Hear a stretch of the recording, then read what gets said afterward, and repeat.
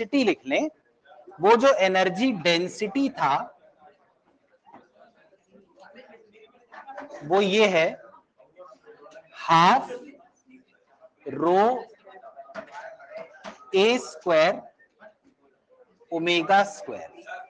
आप बोलो माइक से आ तो रही यार आवाज, अब आ रही? बहुत ज्यादा हो गई आवाज है।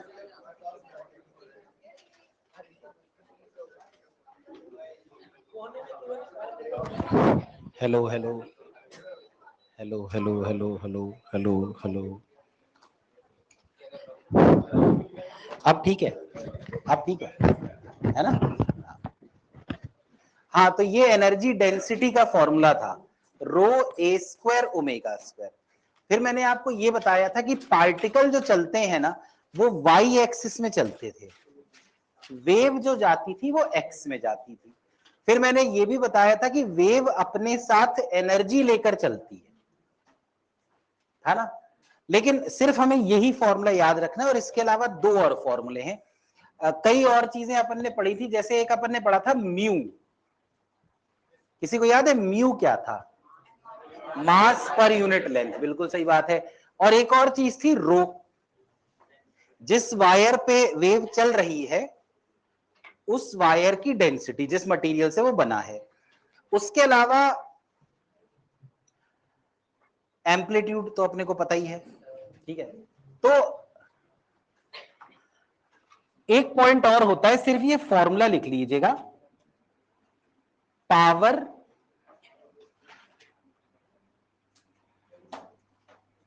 Carried bye a wave. Wave अपने साथ जो भी एनर्जी लेकर चलती है उस एनर्जी को अगर हम टाइम से डिवाइड कर दें तो एनर्जी अपॉन टाइम पावर हो जाती है। तो अपने को कोई डेरिवेशन नहीं करना, सिर्फ एक फॉर्मूला याद रखना है पावर का, ये होता है 2। ठीक है, देखते जाना, आपको कोई पॉइंट लगे कि ये क्या होता है तो मुझे बताइएगा।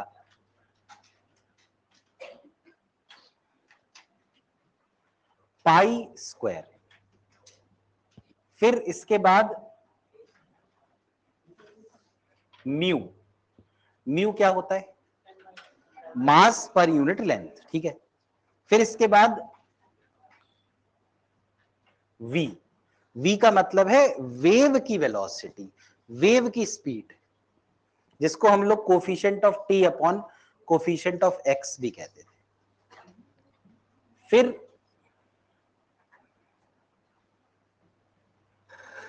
जो एम्पलीट्यूड है a उसका स्क्वायर, और फिर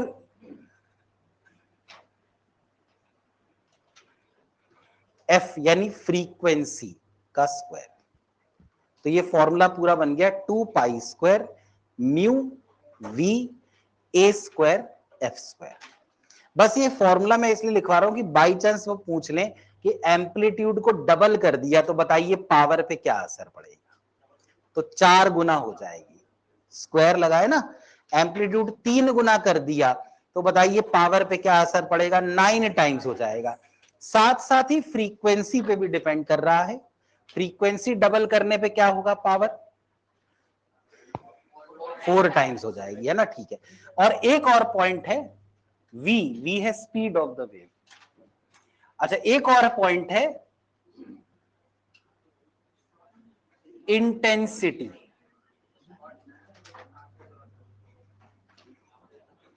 ऑफ द वेव।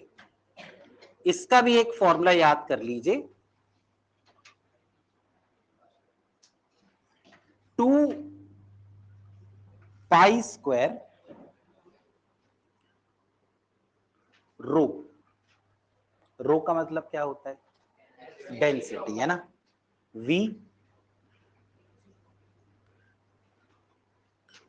देखो ये फॉर्मूला बिल्कुल पावर के जैसा है, सिर्फ एक ही चीज है जो गड़बड़ है, अलग है। उसमें म्यू आता है और इसमें रो आता है। ये सिर्फ इसलिए है क्योंकि इससे पता चल जाता है कि इंटेंसिटी एम्पलीट्यूड के स्क्वायर के प्रोपोर्शनल है या फिर फ्रीक्वेंसी के स्क्वायर के प्रोपोर्शनल है। ठीक है,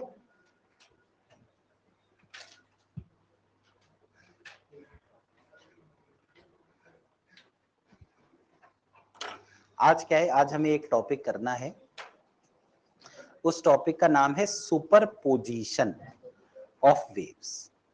ठीक है, तो जब आप ये कॉपी कर लें तब हेडिंग डालिएगा सुपरपोजिशन ऑफ वेव्स। आज पूरी क्लास वही टॉपिक चलेगा। क्या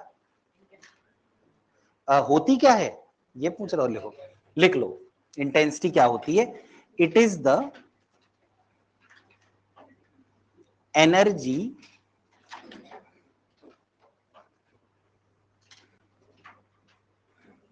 carried by a wave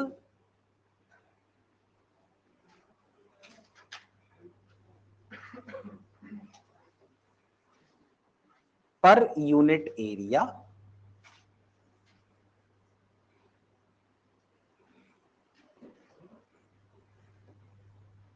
per unit time. इस इंटेंसिटी की जो यूनिट होती है ना, वो भी आपको बता देता हूं। इसकी यूनिट होती है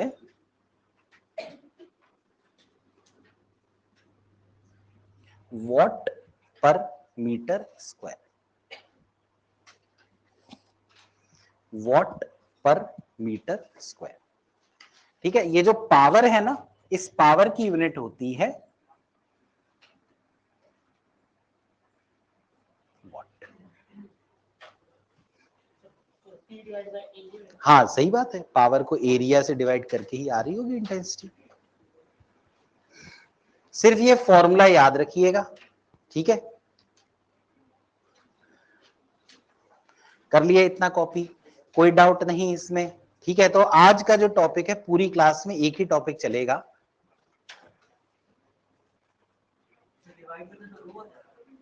हाँ, म्यू को अगर एरिया से डिवाइड कर दो ना, म्यू को एरिया से, तो रो बन जाता है।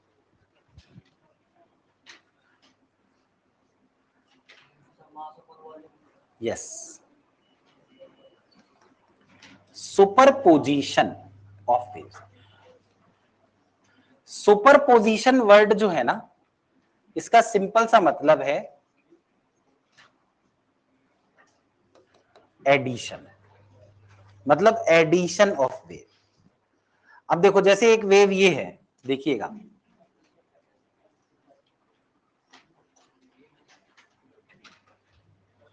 किसी आदमी ने ये वाला जो एंड है ना, उसे ऐसे ऊपर ले गया होगा, फिर नीचे ले आया होगा, तो क्रेस्ट बन गई।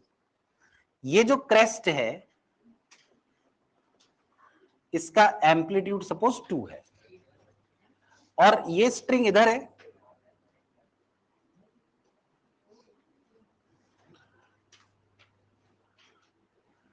और दूसरी तरफ से ना, वो दीवार से नहीं बंधा, दूसरी तरफ से भी किसी ने पकड़ा हुआ है, उसने भी ऐसे ऑसिलेट करा दिया, तो इधर जो वेव बनी उसका एम्पलीट्यूड 1 है। अब देखो, ये वाली वेव इस तरफ जाएगी और ये वाली वेव इधर जाएगी, तो एक टाइम ऐसा होगा ना जब ये दोनों एक दूसरे को क्रॉस कर रहे होंगे। तो सुपरपोजिशन ये होता है कि जब ये दोनों एक दूसरे को क्रॉस कर रहे होंगे, उस समय जो नेट एम्पलीट्यूड है ना, वो दोनों का सम हो जाता है। मतलब क्या होगा कि जब ये दोनों यहां कहीं बीच में पहुंचेंगे,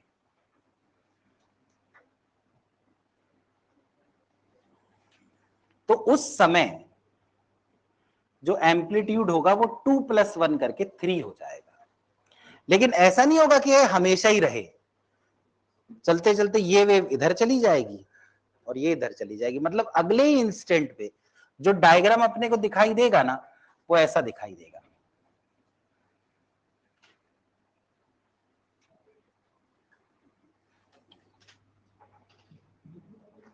टू वाली इधर, 1 वाली इधर।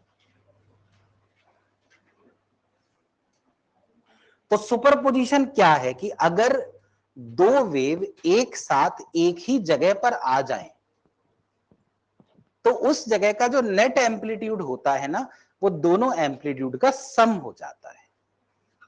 उस जगह का जो डिस्प्लेसमेंट होता है वो दोनों डिस्प्लेसमेंट्स का सम हो जाता है। तो हम लिख सकते हैं कि जो वाई नेट होता है ना, वो हो जाता है y1 प्लस y2। लेकिन ये तभी होता है जब दोनों वेव एक साथ आए।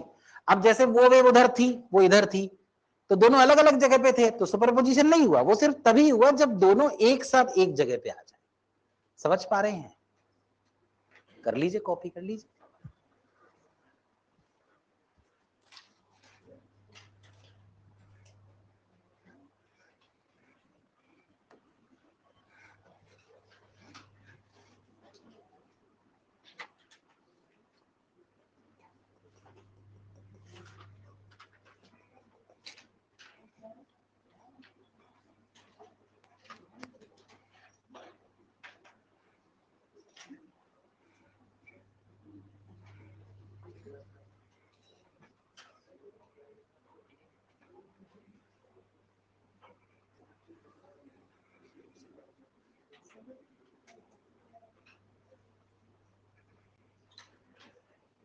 ये देखो, ऐसा भी तो हो सकता है कि उस तरफ वाला एक ऊपर की तरफ क्रेस्ट बनाए, इस तरफ वाला ट्रफ बना दे।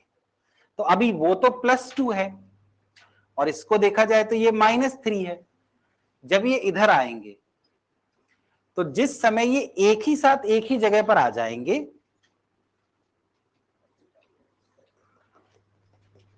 तो +2 और -3 मिलकर यहां पर एक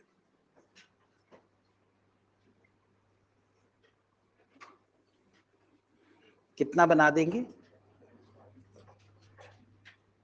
-1, यानी नीचे की तरफ 1। लेकिन उसके अगले इंस्टेंट पर फिर से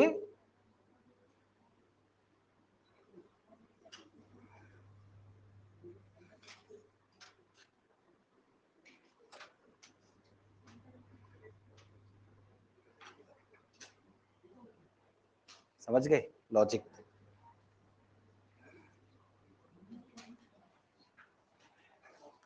तो y तो अभी भी y1 प्लस y2 ही है, लेकिन एक y निगेटिव है ना, तो y1 है 2, y2 है -3। जब आपने प्लस किया तो 2 और -3 से क्या आ गया, कोई बात नहीं यार, तो -1 आ गया। समझ में आया लॉजिक?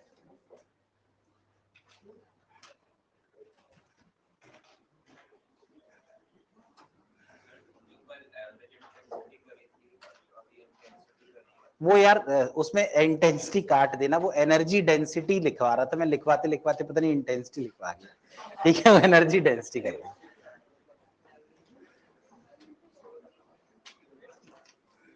एक्चुअली उस समय तक सभी वो हो चुके थे। ठीक है,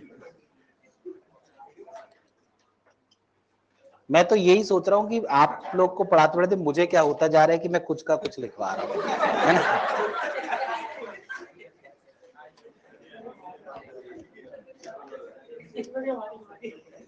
नहीं नहीं, कोई गलती नहीं है यार, ये तो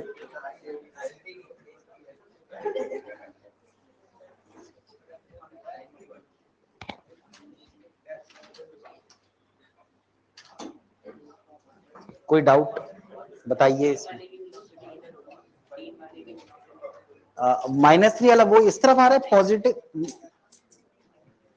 नहीं वो तो उसी इंस्टेंट पर दिख रहा है ना, वो एक्चुअल में 3 वाला है नहीं वहां पे। वो तो जो पॉइंट है, सोचो 2 वाली क्रेस्ट आई, उसने 2 ऊपर उठा दिया, 1 वाली ने 1 और ऊपर उठा दिया, तो नेट कितना हो गया, 2 + 1 3। लेकिन अगले ही इंस्टेंट पे दोनों अलग अलग हो गए। वो एक अकेली सिर्फ हमें दिख रही है, असल में है 2 ही है।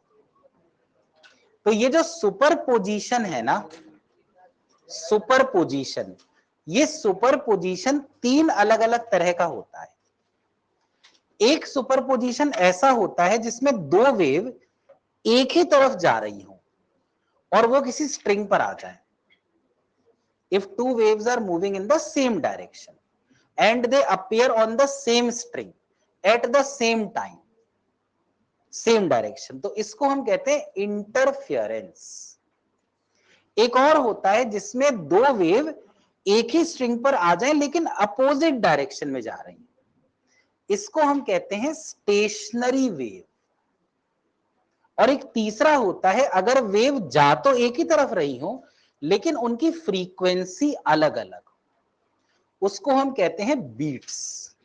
तो स्टेशनरी वेव भी अपने सिलेबस में है, इंटरफेरेंस भी सिलेबस में और बीट्स भी सिलेबस में, वो तीनों के तीनों इसी के एप्लीकेशन। समझ पा रहे हैं? ठीक है, तो हेडिंग डालिएगा इंटरफेरेंस। लॉजिक समझे ना क्या है? लॉजिक क्या है कि y होना चाहिए y1 प्लस y2।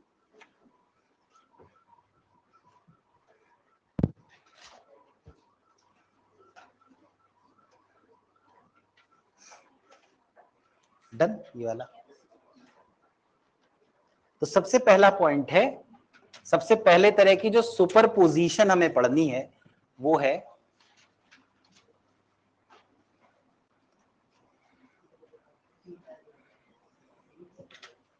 लिख लो क्या होती है interference.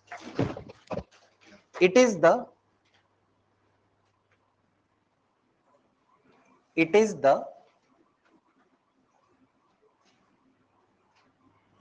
Superposition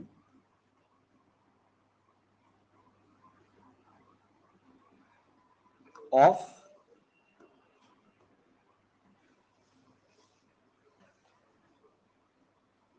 two waves. It is the superposition of two waves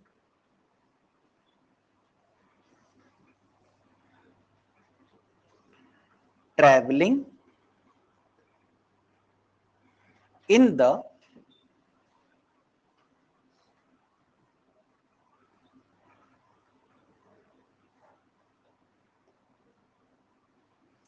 same direction, traveling in the same direction and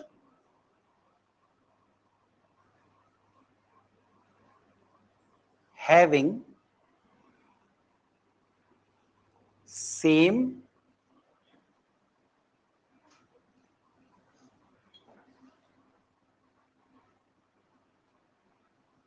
frequency and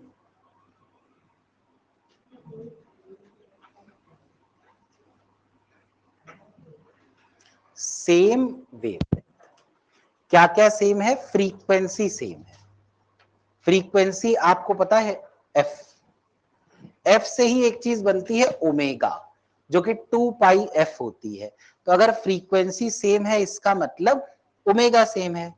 अच्छा, वेवलेंथ भी सेम होनी चाहिए, मतलब वेवलेंथ है लैम्डा, लैम्डा से एक चीज बनती है के, 2 पाई बाय लैम्डा। तो यदि दो वेव के लिए लैम्डा सेम है मतलब के भी सेम होना चाहिए। लेकिन क्या इसमें कहीं लिखा कि एम्पलीट्यूड सेम होना चाहिए? क्या इसमें कहीं लिखा है कि फेज सेम होना चाहिए? नहीं लिखा। तो एम्पलीट्यूड अलग हो सकता है, फेज अलग हो सकता है, लेकिन ओमेगा और के सेम होना चाहिए। तो मान लीजिए एक वेव है ये A1 साइन, ये देखिए पहली जो वेव हमने बनाई इसका एम्पलीट्यूड कितना है बताओ? A1। और अगर मैं आपसे पूछूं इसका फेज कितना है? ओमेगा टी माइनस के एक्स। ठीक है, मान लीजिए एक दूसरी वेव है, तो ये क्या हुई?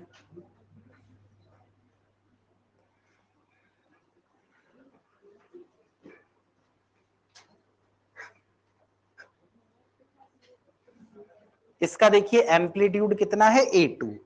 इसका फेज है ओमेगा टी माइनस के एक्स प्लस फाइव, जानबूझ के हमने अलग रखा उससे, लेकिन ओमेगा दोनों का सेम है, के दोनों का सेम है। तो इन दोनों के बीच जो फेज का डिफरेंस है, सीधा लिख दें कि वो फाई है, मतलब माइनस करके फाई ही तो आएगा, सही है ना? अब मान लो ये दो वेव, अच्छा दोनों ही वेव पॉजिटिव एक्स में जा रही हैं क्योंकि दोनों में टी और एक्स के साइन उल्टे हैं। अब मान लीजिए ये दोनों एक साथ एक ही जगह पर एक ही स्ट्रिंग पर आ गई, तो उस स्ट्रिंग का जो y होगा वो होगा y1 प्लस y2। तो करते हैं सॉल्व, ठीक है। देखो जो y आना चाहिए वो क्या आना चाहिए,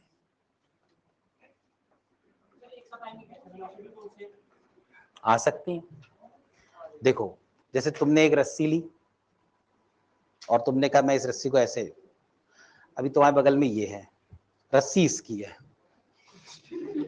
तो इसने कहा कि मेरी रस्सी को तू कैसे हिला रहा है ना, तो इसने भी, अब मान लो दो लोग, समझ रहे हो, तो उस जगह पर जो नेट वाई हुआ वो कैसा हुआ, दोनों का रिजल्टेंट ना यही, नहीं नहीं नहीं, उसी समय, उसी समय यार, तो वाई हो गया, तो वाई नेट आया, देखो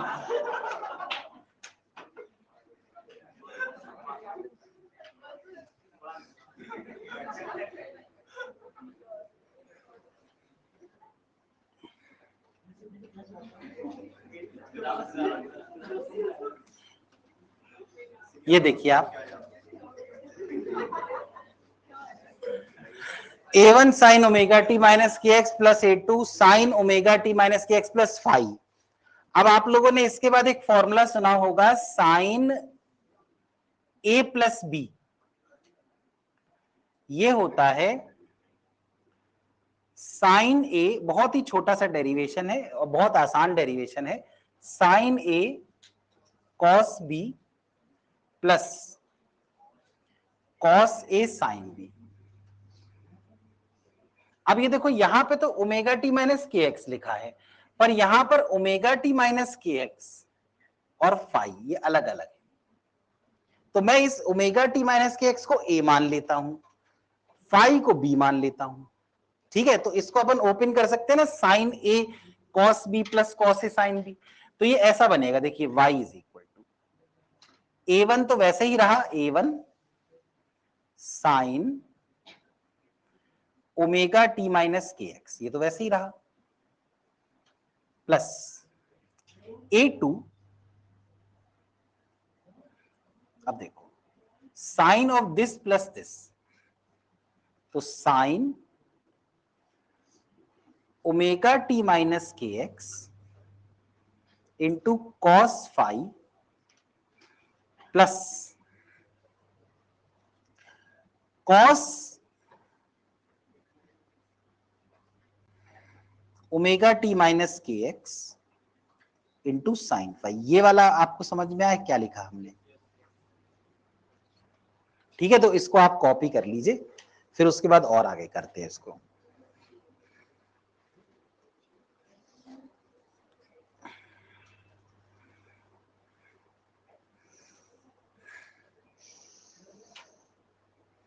अब ये ब्रैकेट ओपन कर देंगे, ये जो है तो y बन जाएगा a1 sine omega T minus के X plus a2 sine omega T minus के X cos five plus a2 cos omega T minus के एक्स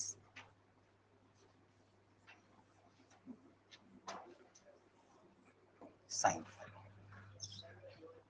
देखिए समझ में आया क्या किया हमने, सिर्फ वो ब्रैकेट ओपन कर दिया। जब यहां तक हो जाए तो मुझे बताना। अब इसमें पता क्या करना है, ये देखो साइन ओमेगा टी माइनस के एक्स यहां पे है और साइन ओमेगा टी माइनस के एक्स यहां पे है, तो हम दोनों में से साइन ओमेगा टी माइनस के एक्स को कॉमन ले लेते हैं। अगर आप साइन ओमेगा टी माइनस के एक्स को कॉमन ले लें तो क्या चीज बचेगी, देखिए आप, उधर से a1 बचेगा, यहां से a2 बचेगा और cos फाइव बचेगा, है ना। मतलब कि अगर मैं y लिखूं तो साइन ओमेगा टी माइनस के एक्स को ले लिया कॉमन। ये डेरिवेशन एक बार जरूर हमें करना चाहिए, उसके बाद फिर ये बहुत आसान लगने लगता है। देखो ये तो अब यहां पे a1 वहां से बचा और यहां से क्या बचा a2 cos फाई। तो लिख देता हूं मैं a1 plus a2 cos phi plus, अब ये देखो ये जो सेकंड टर्म है इसमें यहां लिखा है cos ओमेगा टी माइनस के एक्स और उसके साथ क्या है a2 है और साइन फाई है। तो प्लस यहां पे लिखा cos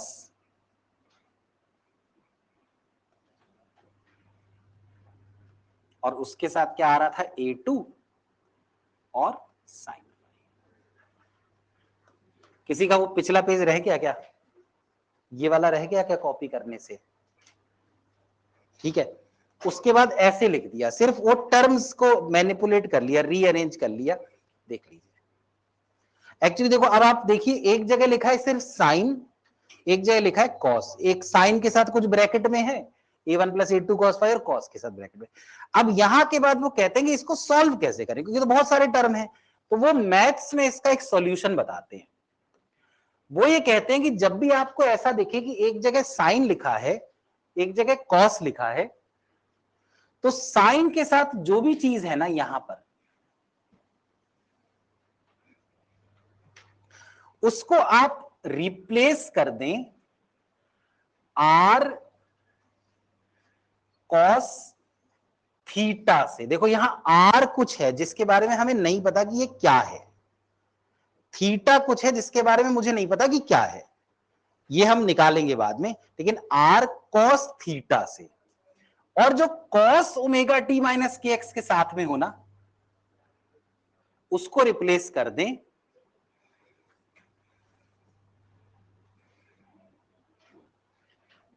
एक बार देखो करके क्या होता है, ऐसा रिप्लेस करके अपन देखते हैं।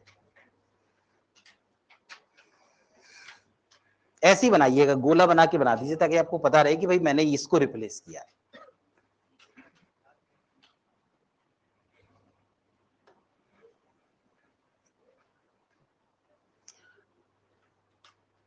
जब इसको हम रिप्लेस करेंगे तो y देखो क्या बनेगा,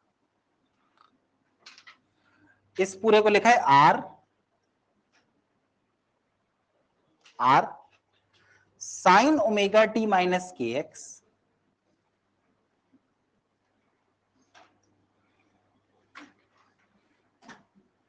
और साथ में कॉस थीटा प्लस, ठीक है। देखो साइन ओमेगा टी में से कॉस थीटा और यहां देखो आर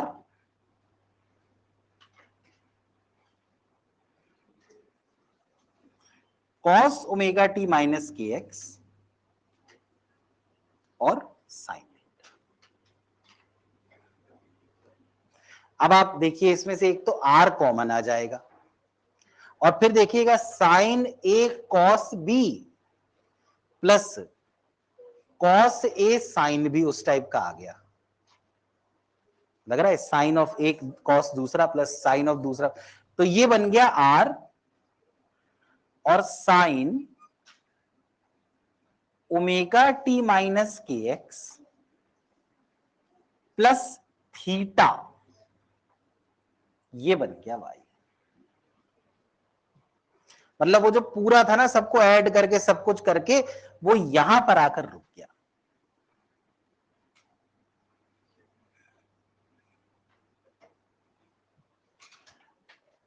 शुरुआत कहां से हुई थी देखो, दो वेव थी, दोनों एक का एम्पलीट्यूड था a1 दूसरे का था a2, दोनों एक साथ एक ही स्ट्रिंग पर आ गई थी। जब हम इसे सॉल्व करते गए तो हमें फाइनली एक इक्वेशन मिला जो वेव के जैसा ही लग रहा है, लग रहा है क्या देखो ओमेगा टी माइनस के एक्स है ना, लेकिन इसका एम्पलीट्यूड हमें आर दिख रहा है, ना a1 दिख रहा है ना a2 दिख रहा है, हमें कितना दिख रहा है आर। मतलब अगर दो वेव a1 a2 वाली एक साथ एक जगह पर आ जाए तो आपको जो एम्पलीट्यूड दिखेगा वो ना पहले का दिखेगा ना दूसरे का दिखेगा, आपको एम्पलीट्यूड दिखेगा आर। तो कितना दिखेगा ये अपन पता लगाते हैं। अब r cos थीटा ही लिखा था आपने, r sin थीटा लिखा था। अगर आप r sin थीटा और r cos थीटा को स्क्वायर करके और ऐड कर दें तो r square sine square theta plus r square cos square theta, इसमें r स्क्वायर कॉमन आ जाएगा, sign square theta plus cos square theta 1 हो जाएगा। तो करते हैं हम। पहले इतना समझ में आया कि जब दो वेव आपस में जुड़ती हैं तो आंसर में एक वेव ही मिलती है, बस उसका एम्पलीट्यूड कुछ और हो जाता है, वो आर हो जाता है। कई लोग इसको रिजल्टेंट बोल देते हैं। ठीक है, अब देखिए आर कॉस थीटा क्या है, एक बार देख लो फिर मैं लिखता हूं। आर कॉस थीटा क्या है?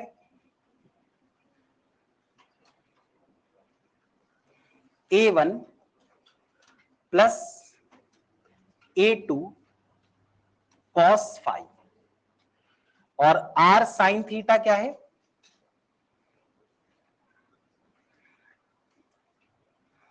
A2 sign five. अब मैं क्या करता हूं, इसका स्क्वायर करता हूं, तो R square cos square theta ये आएगा A1 plus A2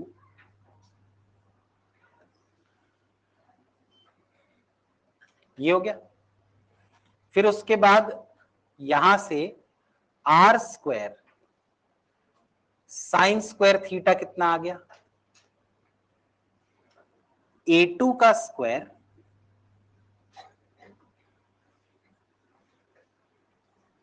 sign square five. करें, दोनों को ऐड करें तो आर स्क्वायर कॉमन आ गया, cos square theta plus sign square theta 1 हो गया, तो ये इक्वल टू आ गया A1 plus A2 cos five इसका square plus A2 square sine square five. अब इसको वो कर दो ओपन, तो A1 square plus 2 A1 A2 cos five plus A2 square cos square five plus A2 square sine square five, ये value आ गई आर स्क्वायर। अब देखो A2 square cos square five और A2 square sine square five, इनमें से आप A2 square common ले लीजिए, cos square five sine square five 1 हो गया, यानी कि आर स्क्वायर आया A1 square plus A2 square plus 2 A1 A2 cos five. ये वैसे नहीं लग रहा जैसे वेक्टर का था? तो वेव्स जब ऐड होती हैं ना तो उनके एम्पलीट्यूड का वेक्टर सम हो जाता है। ऑल्दो वो वेक्टर है नहीं, वेव स्केलर है, लेकिन जो होता है ना एम्पलीट्यूड, उसका वेक्टर सम हो जाता है।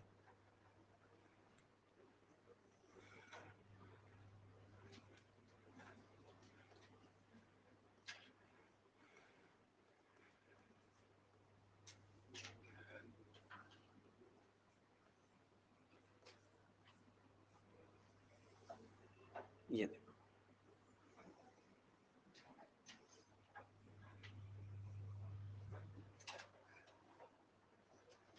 बस हमें ये याद रखना है, यदि पहली वेव का एम्पलीट्यूड है A1, दूसरी वेव का एम्पलीट्यूड है A2 और उनके बीच का एंगल है फाई, तो resultant is actually the vector sum only, under root A1 square plus A2 square plus 2 A1 A2 cos five.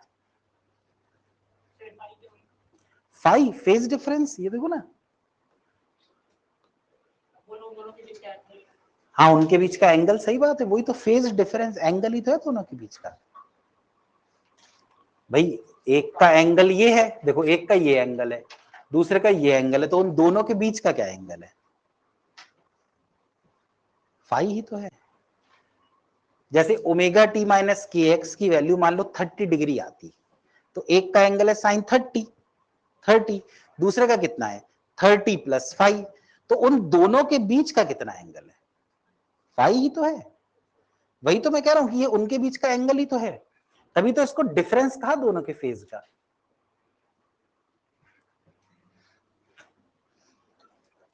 ये है रिजल्टेंट।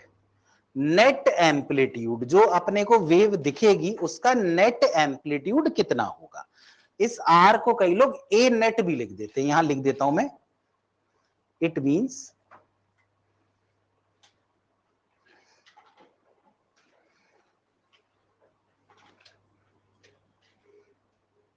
Net amplitude.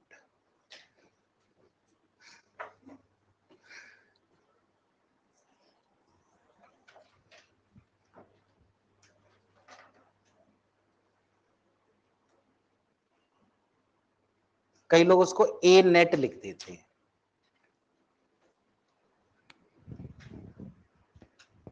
इतना समझे क्या, बताओ, ठीक है। अब एक इंटेंसिटी का फॉर्मूला था, क्या था फॉर्मूला, पढ़ो जरा। ये कॉपी कर लिया क्या, कर लो, कॉपी कर लो।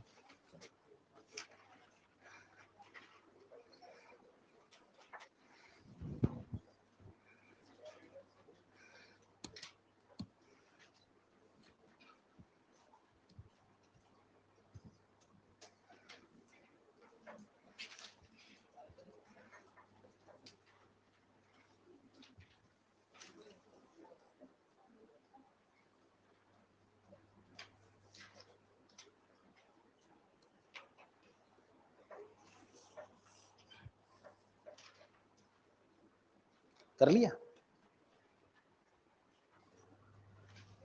तो आर, अब रूट हटा दो तो ये लिख सकते हो क्या,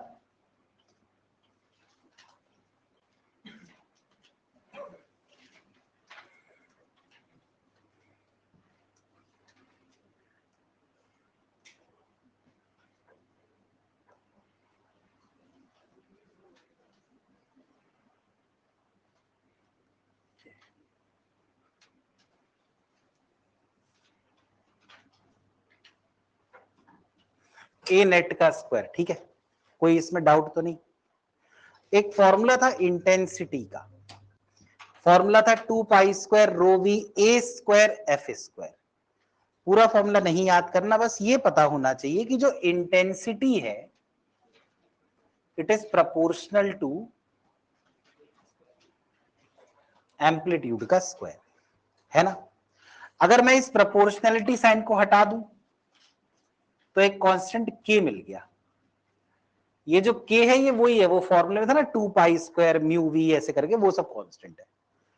तो मतलब ये हुआ कि I1 पहली वेव की इंटेंसिटी ये होगी।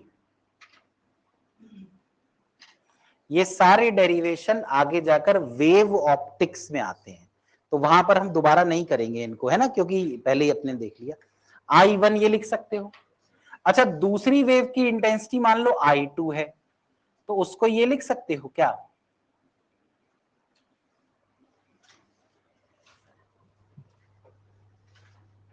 लिख सकते हैं। अच्छा, और नेट जो वेव बनी फाइनल, मान लो उसकी इंटेंसिटी है आई नेट, तो उस आई नेट को ये लिख सकते हो,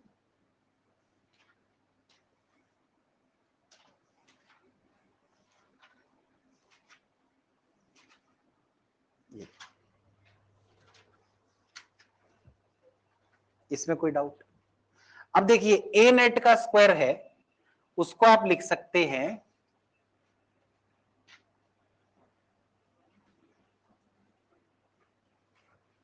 आई नेट अपॉन के इज इक्वल टू A1 का स्क्वायर क्या है,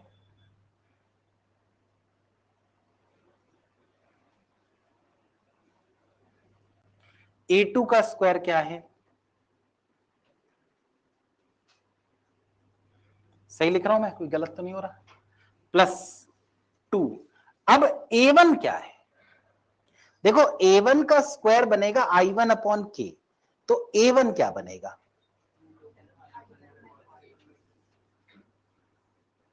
ये। अच्छा, A2 क्या बनेगा?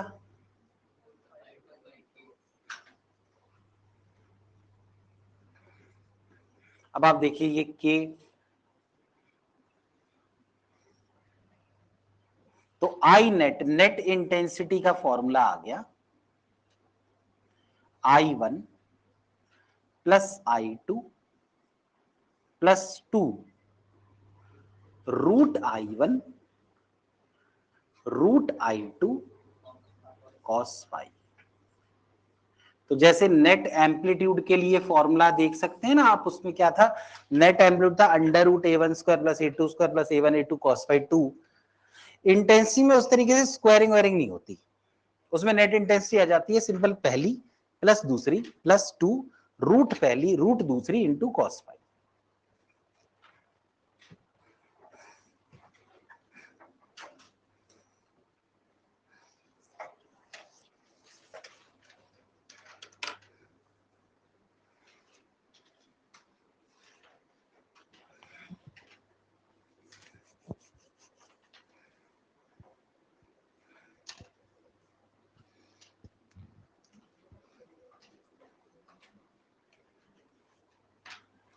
इंटरफेरेंस यहीं तक है। अब क्या होता है, इंटरफेरेंस दो तरह की होती है, एक आपने सुना होगा कंस्ट्रक्टिव इंटरफेरेंस और एक होती है डिस्ट्रक्टिव इंटरफेरेंस। कंस्ट्रक्टिव इंटरफेरेंस और डिस्ट्रक्टिव इस लॉजिक से बनाया कि आप एम्पलीट्यूड का फॉर्मूला देखिए, वो आ रहा है A1 square plus A2 square plus 2A1 A2 cos phi. यानी एम्पलीट्यूड इस बात पे भी डिपेंड करता है ना कि दोनों के बीच का एंगल फाई कितना है। अगर ये कॉस फाई 1 हो जाए तो कंस्ट्रक्टिव हो जाता है, अगर कॉस फाई -1 हो जाए तो डिस्ट्रक्टिव हो जाता है। ठीक है, इतना जब कर लो कॉपी तो बताना। हो गया? तो जो कंस्ट्रक्टिव इंटरफेरेंस होती है,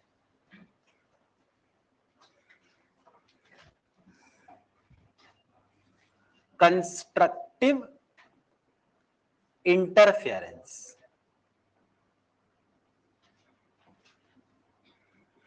उस केस में कॉस फाई होता है 1 इसलिए क्योंकि 1 है मैक्सिमम वैल्यू। ऐसा कब हो सकता है? ऐसा तब हो सकता है जब फाई या तो 0 डिग्री हो या फिर 360 डिग्री यानी 2 पाई हो या 4 पाई हो या फिर 6 पाई या 8 पाई 10 पाई, मतलब फाई कोई इवन मल्टीपल ऑफ पाई। तो इसको हम लिख सकते हैं कि फाई की वैल्यू 2n पाई, मतलब n को जैसे 0 रख दो तो फाई 0 हो जाएगा, n को अगर 1 रख दो तो 2 इंटू 1 करके 2 हो जाएगा, अगर 2 रख दो 4 हो जाएगा, 3 रख दो तो 6 हो जाएगा, तो हमेशा इवन आएगा। ऐसा जब होता है तो नेट एम्पलीट्यूड हमेशा मैक्सिमम हो जाता है और इसकी वैल्यू सिंपली होती है A1 प्लस A2। इंटेंसिटी भी मैक्सिमम हो जाती है और उस मैक्सिमम इंटेंसिटी की वैल्यू होती है root I1 plus root I2 का होल स्क्वायर। ठीक है, इसको याद कर लेना। एम्पलीट्यूड तो सभी लोगों ने याद किया रहता, इंटेंसिटी याद जरूर करिएगा मैक्सिमम, क्योंकि लाइट में भी ये काम में आएगी। Root I1 plus root I2 का होल स्क्वायर। इसका उल्टा एक होती है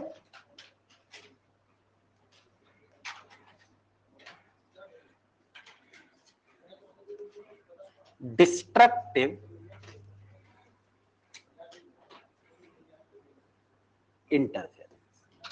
ये तब होता है जब कॉस फाई अपनी मिनिमम वैल्यू पे हो, यानी कि -1 हो।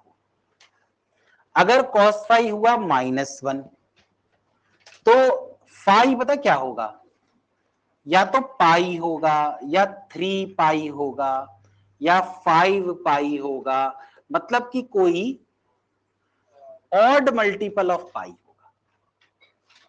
यानी इस फाई को हम लिख सकते हैं 2n+1 इंटू पाई। जैसे अगर आप n को 0 रख दें तो 0+1 सिर्फ पाई हो गया। n को आप 1 रख दें, 2 1 जा 2, 2+1 3 पाई हो गया। n को आप 2 रख दें, 2 2 जा 4, 4+1 5 पाई हो गया। ऐसे केस में एम्पलीट्यूड मिनिमम हो जाता है। कितनी होती है ये मिनिमम वैल्यू? A1 - A2। और जो इंटेंसिटी है वो भी मिनिमम हो जाती है, और ये कितनी होती है? √I1 -√I2 का होल स्क्वायर। ठीक है, तो इंटरफेरेंस की थ्योरी इतनी है। तो अब इंटरफेरेंस पे अपन कुछ सवाल करते हैं। पहले आप कॉपी कर लीजिए और 2 मिनट देख लीजिए जितना भी इंटरफेरेंस में हमने लिखा था उसको।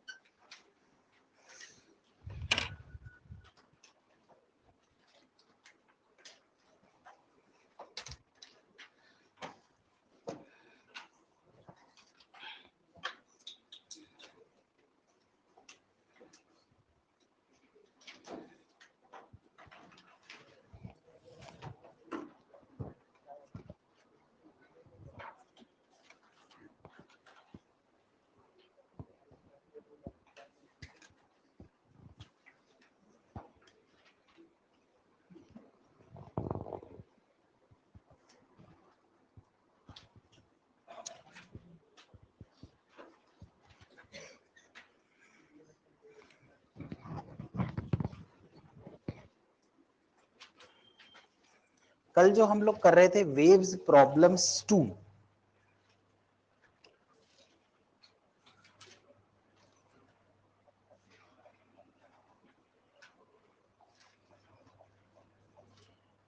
एक ही है।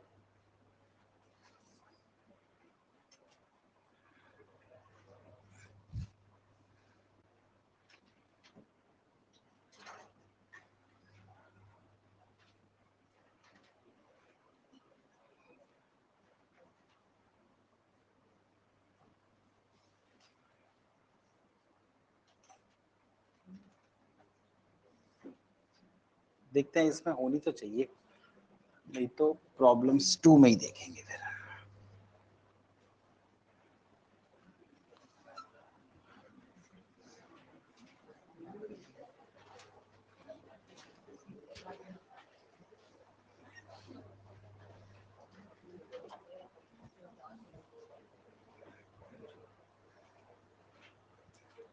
कुछ तो साउंड वेव्स के ही क्वेश्चन है।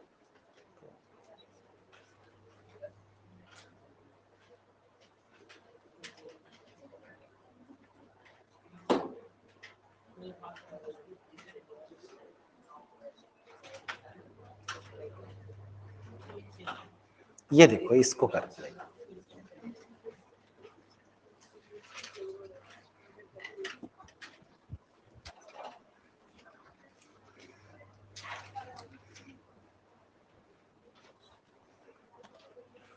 दोनों का एम्पलीट्यूड, एक का A1 है और A2 है, और उनके बीच जो फेज डिफरेंस है वो कितना है?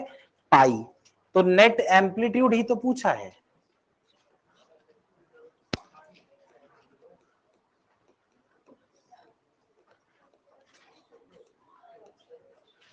cos 90 इज 0, ये हट गया, सिर्फ ये आ गया।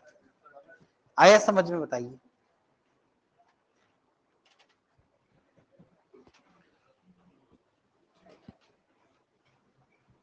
देखिए जरा क्या लिखा हुआ है।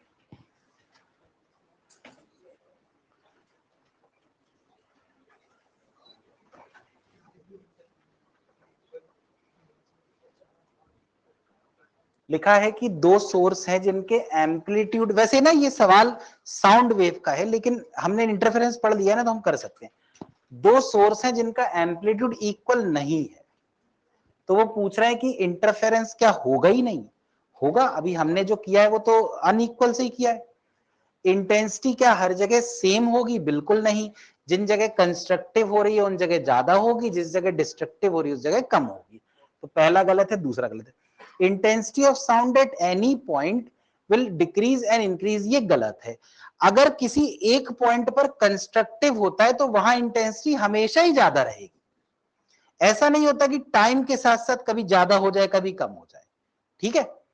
Interference will be there but minimum will not be zero, ये सही है। क्योंकि सोचो अगर दोनों इंटेंसिटी सेम हो, अगर I1 और I2 ये दोनों ही I हो जाए, तो जो अपन ने मिनिमम इंटेंसिटी का फॉर्मूला पढ़ा था वो था ना √I1 माइनस √I2 का होल स्क्वायर। तो √I माइनस √I का होल स्क्वायर जीरो हो जाता। तो if the amplitude is same then minimum intensity zero. लेकिन अगर इंटेंसिटी एम्पलीट्यूड अनइक्वल है, इंटेंसिटी अनइक्वल है, तो क्या मिनिमम इंटेंसिटी जीरो होगी? नहीं होगी। तो कौन सा आंसर हो गया? आया समझ में या नहीं समझ में आया? कोई बात नहीं, एक और करते हैं।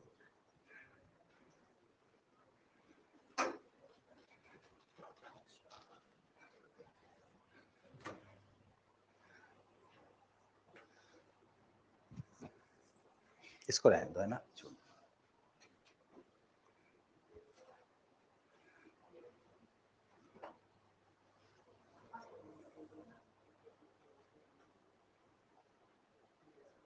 ये वाला क्वेश्चन देखिए, इन्होंने पूछा पाथ डिफरेंस। हमने जो फॉर्मूला लिखा था ना वो हमने फेज डिफरेंस का लिखा था। एक फॉर्मूला था दोनों के बीच रिलेशन का,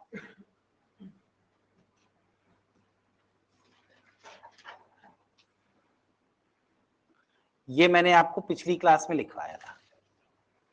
इन्होंने पूछा है कि डिस्ट्रक्टिव इंटरफेरेंस के लिए पाथ डिफरेंस कितनी होनी चाहिए। हमने ये लिखा था अभी कि डिस्ट्रक्टिव इंटरफेरेंस के लिए फेज डिफरेंस कितना होना चाहिए, 2n+1 पाई। तो हम पाथ डिफरेंस निकाल कर देखते हैं कितना होना चाहिए। इसको हम लिख देते हैं 2n+1 पाई। तो it should be equal to,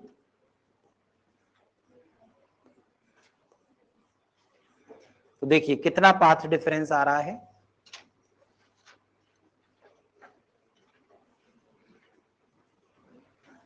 कोई ऐसा ऑप्शन? 4, ठीक है।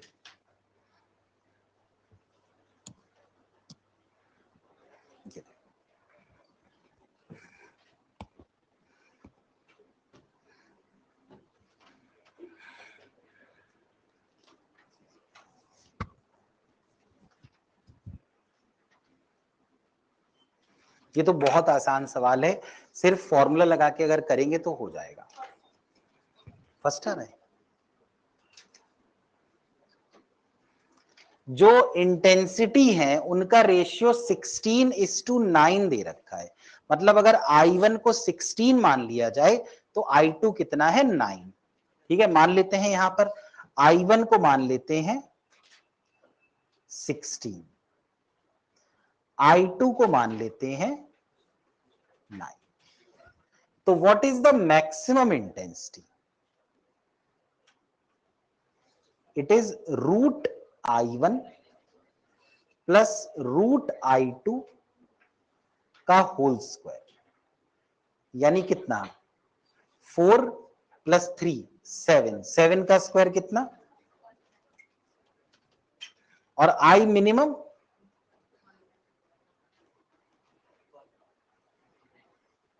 √I1 माइनस √I2 का होल स्क्वायर।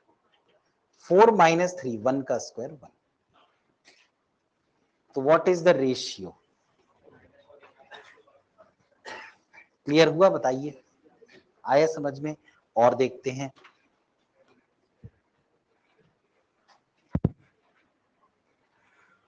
इनकोहेरेंट कोहेरेंट नहीं है अभी।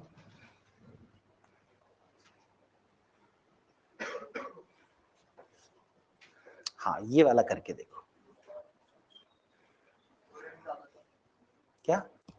वो छोड़ दो, कोहेरेंट मतलब जिनमें इंटरफेरेंस हो रही है।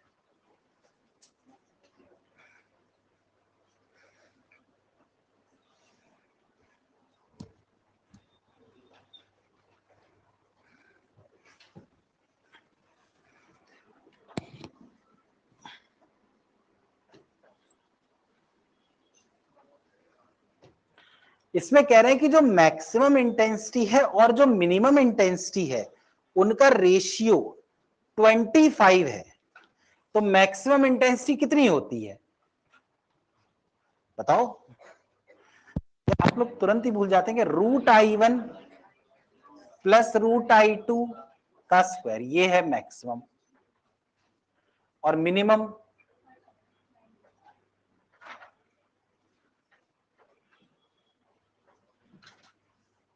ये जो है ये कितना है?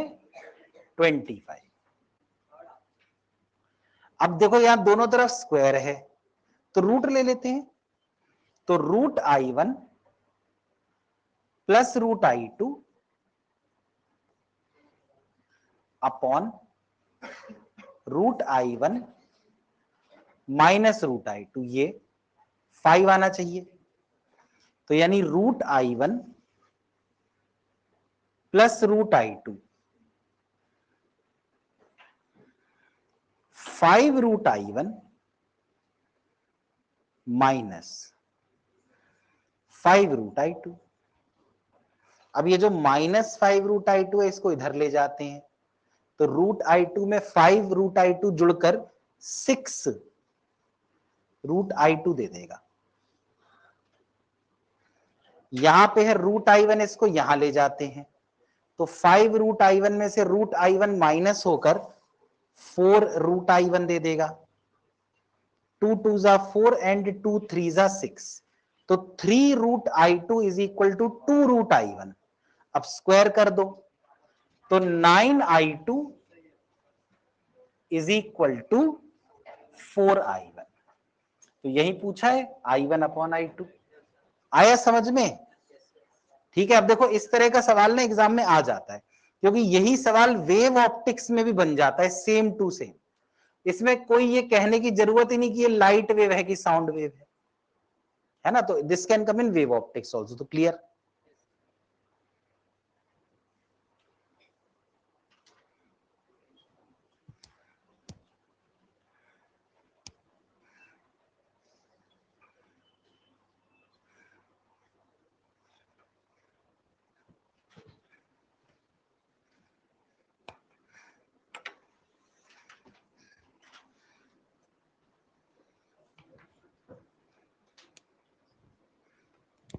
वैसे आपको समझ में आया इंटरफेरेंस में क्या हो रहा है ना? ये सबसे पहला केस है।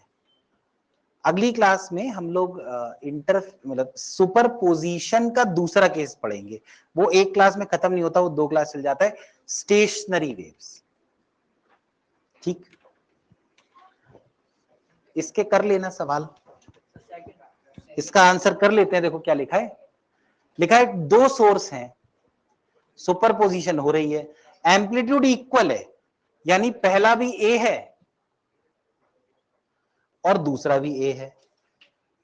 कह रहे हैं कि द रेशियो ऑफ इंटेंसिटी बतानी है। अच्छा, तो इंटेंसिटी भी इक्वल होगी यार। कह रहे हैं कि दोनों सेम फेज में। सेम फेज मतलब अगर फेज सेम है तो फेज का डिफरेंस कितना है?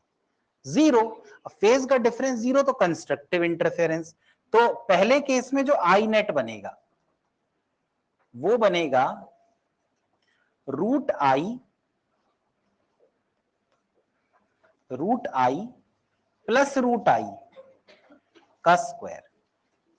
तो 2 √I का स्क्वायर करके 4I आया पहले तो, और फिर फेज डिफरेंस है इसका 90 डिग्री का, तो आई नेट जो आया वो आया I1 यानी I प्लस I2 यानी I plus 2 root I1 root I2 root I into root I फिर से I और cos 90 तो ये तो 0 हो गया यार, तो 2I आ गया। I नेट 2I आया सेकंड केस में, पहले केस में आ रहा था 4I, तो रेशियो पूछा है बस इन्होंने, थर्ड आंसर आ गया। क्लियर हुआ? बताइए आया समझ में? इसमें और भी कई सवाल होंगे जो आप कर सकते हैं। ये तो बीट्स का है, ये भी बीट्स का है, ये भी बीट्स का है, ये भी बीट्स का है।